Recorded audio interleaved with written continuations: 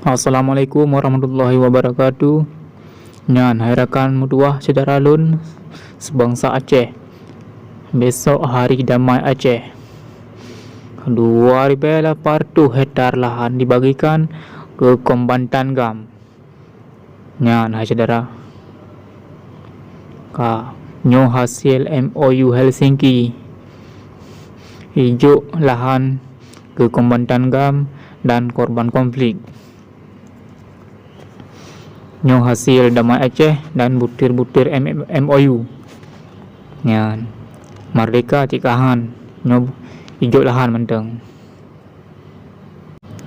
Berarti mandum gam hana perle Aceh nyo merdeka. Yang tujuan awaknyo lahan. Tujuan gamnyo peng lahan rumah beraya-raya. Yang kemana? Nyo kai bagi ke Kementerian Gam dan korban konflik.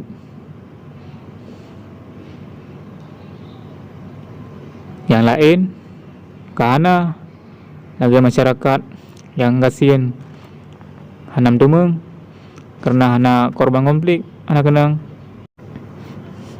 yang peluang lamu tigan awak akak yang gendang tapak awak kampung.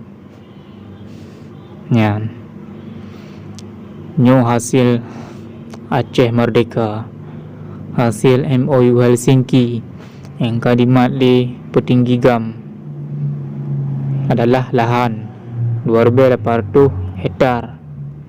Nyan sehingga tak ukur punai merupah lahannya tinggal hana ade bagi kayak kan pakai lom gamnya kata biro